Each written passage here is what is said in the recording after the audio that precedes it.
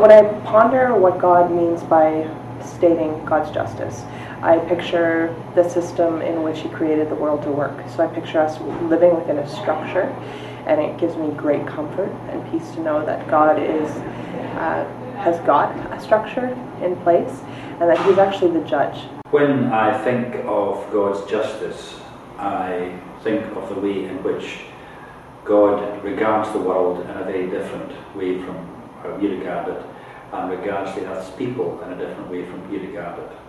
Well, I think when you add the word God to justice, it changes a whole bunch of things. One of them is, the fundamental thing is that it's not just the agreed upon qualities of justice that society or cultures agree on, but that justice finds its root in God's self. But God's justice is about something more than rule keeping.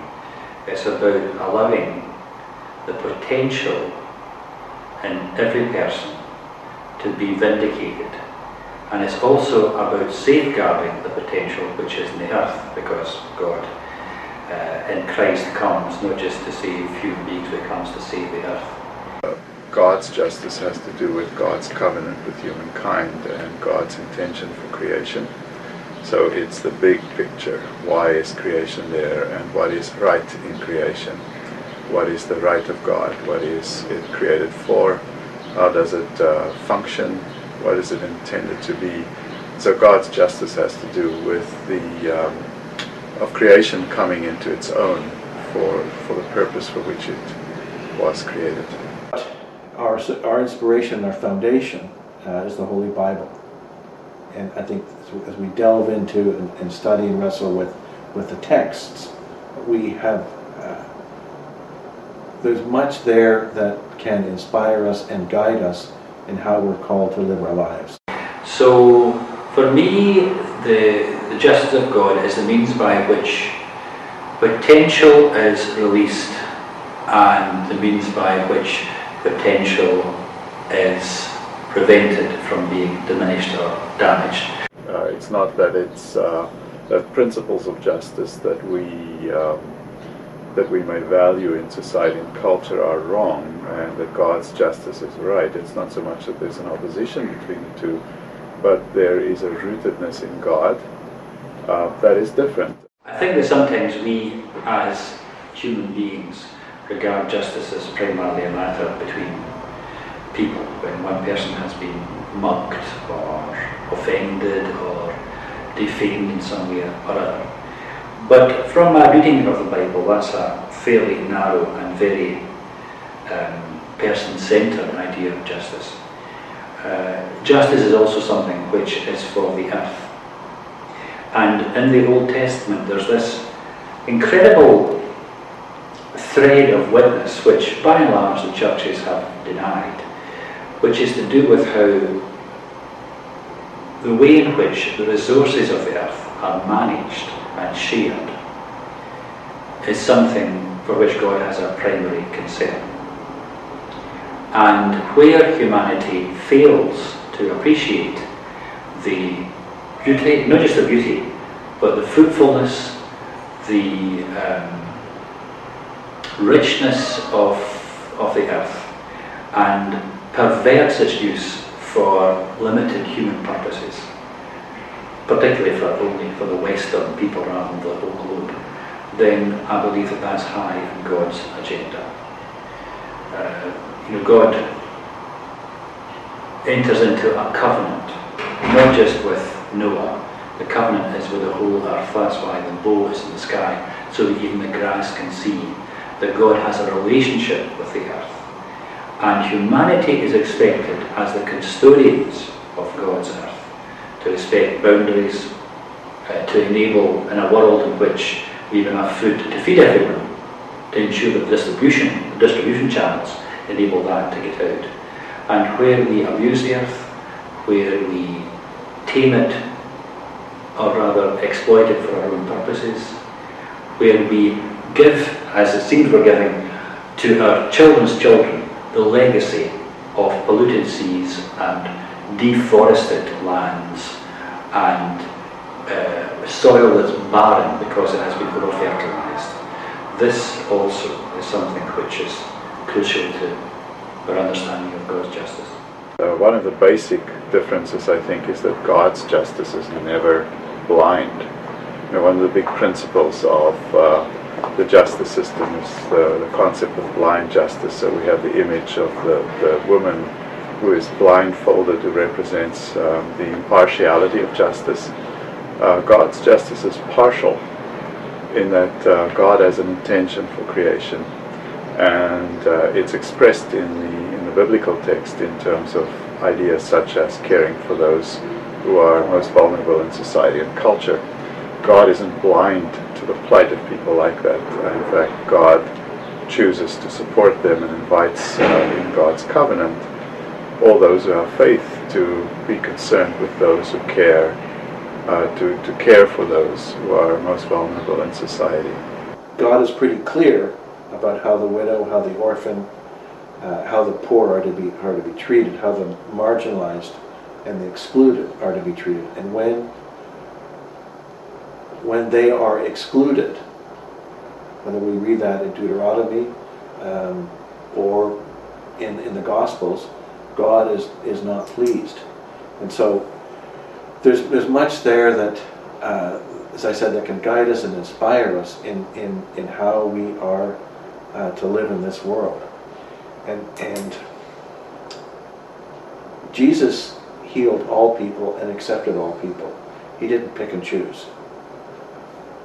And he would often accept those who society had cast aside. And that tells us something. It goes back to God's covenant. God calls creation into being with a purpose and then makes a covenant with humankind that is focused on what creation is meant to be. And creation is meant to be in harmony with God and with one another. So a unity and a connectedness that includes both the diversity of creation and a union and harmony with God. So that's the heart of it. And in this context, the whole of creation is involved in justice. It's not just people. So humans are called in the first place in Genesis 2 to tend the garden. So there's a responsibility to creation, to ecology, for the caring of God's world. That is the beginning of ideas of justice. So that which is placed in the hands of human beings becomes in the hands of God in terms of God's justice. And when we treat creation and one another, we treat one another and creation as if God is treating one another and creation. So I think that's where it begins. The Hebrew Scriptures is very strong on the concept of justice. It's one of the core ideas that develops as time goes on. And in every case it is linked to God's covenant with Israel. It is this plan that God has for the whole of creation, which is associated with Abraham and Abraham's descendants, Abraham and Sarah and their descendants, as it goes down through history. And every time Israel strays from God's purposes, the prophets call Israel back to do God's justice, often in the form of a court case. So you can see the justice structure around that. And these court cases, as they're constructed, for example, in the Minor Prophets, always has to do with the most vulnerable in society. It's when people are exploited or when creation is exploited, because often creation is brought into that story, that God's justice isn't done in the world. So that's the Old Testament perspective, and the terms that most commonly represent God's justice in the Hebrew Scriptures is the widow, the orphan, and the stranger. And it's about treating them right, doing right for them, with them, caring for them, and giving them a place and an opportunity in society and culture, being hospitable. So hospitality for those who are the least of us, becomes a key aspect of God's justice. and the well-being of community when that hospitality is exercised is a key idea in the Old Testament. One story which doesn't seem to be immediately about justice, which I think is an indicative of God's rather contrary nature with regard to fairness, is the story of Elijah going to feed a woman and her son in a time of famine. He doesn't do that to those who think that they'll be fed. He doesn't do it to the self-righteous Jews who presume that God's on their side. He does it to somebody who's from a tribe which sometimes is hostile to the Jews. And that is indicative of how God has an impartial kind of understanding of justice.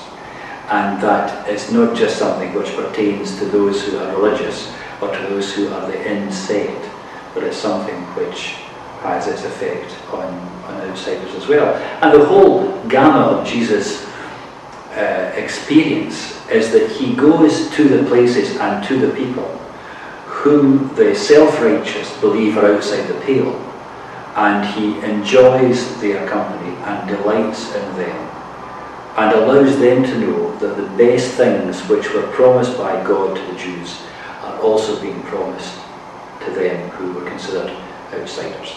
And so the whole notion of deserts, because we are devout Jews, we deserve this, all that goes, and the generosity of God overflows to those who are outside the pale.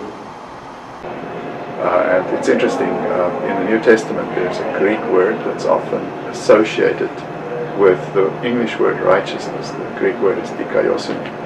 And this Greek concept of righteousness is intimately associated with the kingdom of God. And the gospel that most commonly speaks of this is the Gospel of Matthew. In fact, Matthew uses the word dikaiosune many, many times, more than any other gospel, and links it to the kingdom of God. And Matthew makes clear that where Jesus is, the Messiah is, the reign of God and the justice of God is close.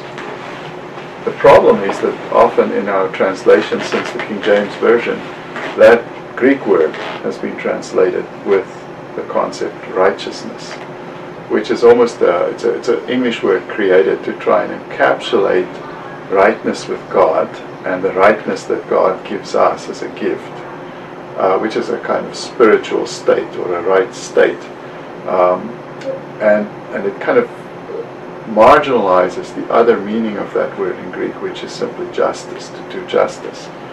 So it's quite revealing to read the New Testament, and every time you encounter the word righteousness, just to go / justice, think of the Beatitudes, where it says, blessed are those who hunger and thirst for righteousness. If you change that to blessed are those who hunger and thirst for justice, it makes a big difference. Or seek first the kingdom of God and his righteousness. If you change that to seek first the kingdom of God and his justice, it does put a whole different meaning on the sentence.